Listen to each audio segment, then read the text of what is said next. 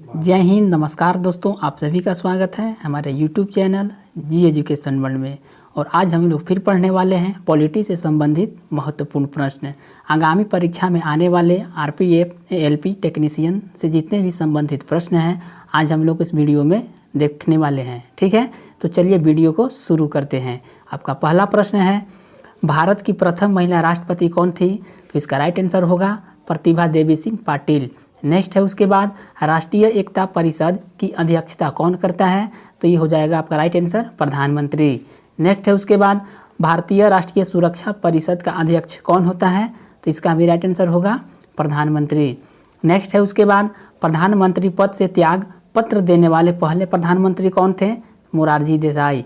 Next है उसके बाद, भारत के संविधान में मौलिक अधिकार और न्यायिक समीक्षा के प्रावधान किस देश के संविधान से लिए गए हैं?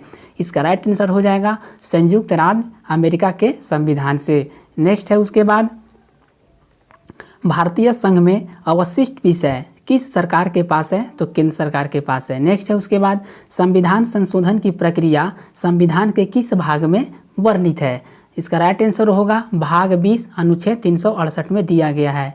नेक्स्ट है उसके बाद, लोक लेखा समिति में राज्यसभा के कितने सदस्य होते हैं? तो 7 सदस्य होते हैं। नेक्स्ट है उसके बाद, किसी राज्य के विधान परिषद के कुल सदस्यों में से कितने स्थानीय निकायों से निर्वाचित होते हैं? तो 1/3 सदस्य होते हैं, जिसको नगर पालिका बोर्ड कहते हैं। नेक्स्ट है उसके बाद, आंतरिक सुरक्षा अधिनियम कब बनाया गया? तो 1971 में बनाया गया। नेक्स्ट है उसके बाद, 1958 में सर्वप्रथम किस राज्य में लोकतांत्रिक विकेंद्रीकरण को प्रयोग के तौर पर लागू किया गया था? तो आंध्र प्रदेश इसका राइट आंसर होगा। नेक्स्ट है उसके बाद, संविधान के किस संशोधन द्वारा गोवा, दमन तथा दीव को भारत का अंग बना लिया गया? तो ये 12वां संशोधन 1962 में।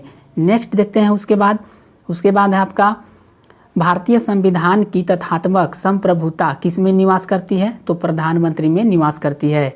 नेक्स्ट है उसके बाद, वह प्रधानमंत्री जिसे संसद ने मतदान द्वारा अपदस्थ कर दिया था वो कौन थे? तो वीपी सिंह थे। नेक्स्ट है उसके बाद, मंत्रिपरिषद की बैठकों की अध्यक्षता कौन करता है? तो प्रधानमंत्री करते हैं मंत्रिपरिषद की बैठक। नेक्स्ट है उसके बाद, मंत्रिपरिषद और सामूहिक जिम्मेदारी किस देश की देन है? तो ये ब्रिटेन की देन है।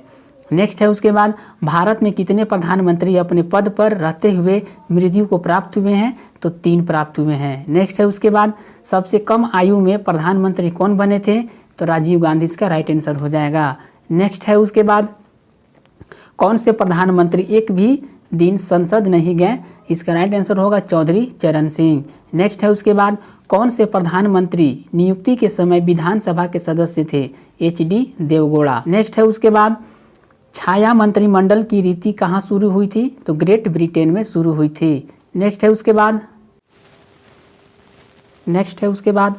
15 अगस्त 1947 को केंद्र में मंत्रालयों की संख्या कितनी थी? तो 18 थी। नेक्स्ट है उसके बाद, छाया मंत्रिमंडल की रीति कहाँ शुरू हुई थी? तो ग्रेट ब्रिटेन में शुरू हुई थी। भारत में कुल कितने उप प्रधानमंत्री हुए? तो 7 उप प्रधानमंत्री हुए। नेक्स्ट है उसके बाद, स्वतंत्र भारत में अब तक कितनी बार संयुक्त अधिवेशन हो चुके हैं? तो 4 बार अधिवेशन हो चुके हैं। नेक्स्ट है उसके बाद, संसदीय प्रणाली की कौन सी प्रथा भारत की देन है? तो शून्यकाल की देन है। नेक्स्ट है उसके बाद, सर्वप्रथम त्रिशंकु संसद का गठन कब हुआ था? तो 1989 में हुआ था। नेक्स्ट है उसके बाद, किस विधेयक को संसद में दोनों सदनों द्वारा अलग अलग विशेष बहुमत से पारित करना आवश्यक है? तो संविधान संशोधन विधेयक। क्या होगा? संविधान संशोधन विधेयक। नेक्स्ट है उसके बाद, क्षेत्रफल के आधार पर भारत का सबसे बड़ा लोकसभा निर्वाचन क्षेत्र कौन सा है? तो लद्दाख इसका राइट आंसर हो जाएगा। नेक्स्ट है उसके बाद, प्रश्नकाल के ठीक बाद का समय कौन सा होता है? इसका राइट आंसर होगा शून्यकाल। नेक्स्ट है उसके बाद, राज्य विधानमंडल के अपर हाउस का सृजन करने की शक्ति किसमें निहित है? तो संसद में। नेक्स्ट है उसके बाद, वर्तमान लोकसभा में व स्थानों का आवंटन निम्नलिखित में से कौन सी जनगणना पर आधारित है?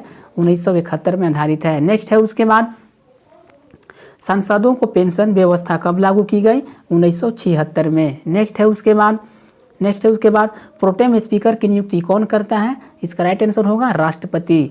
एक बार स्पीकर सदा स्पीकर की परंपरा कहाँ अपनाई गई? तो ब्रिटेन में। नेक्स्ट है उसके बाद, शून्यकाल भारत में कब शुरू हुआ?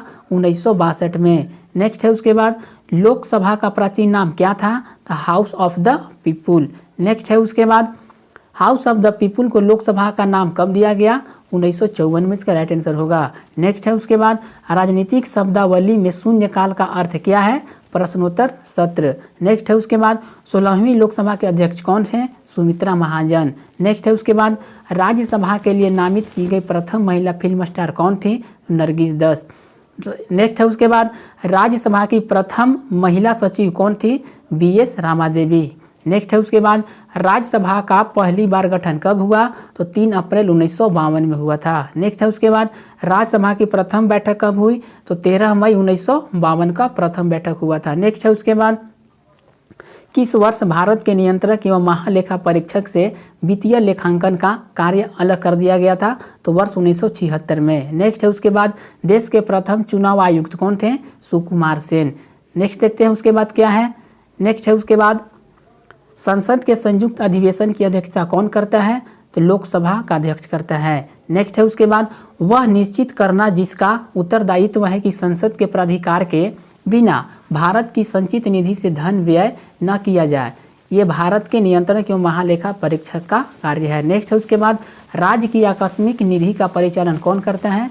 तो राज्यपाल करता है। नेक्स्ट है उसके बाद भारत की संप्रभुता किसमें निवास करती है? तो भारत की जनता में निवास करती है। नेक्स्ट है उसके बाद भारत के मूल प्रारूपों में राज्यों के 4 प्रवर्ग क, ख, ग, घ थे। ये प्रवर्ग कब समाप्त किए गए? तो 1956 में समाप्त कर दिए गए। नेक्स्ट है उसके बाद गवर्नर जनरल भारत में किसका प्रतिनिधित्व करता था?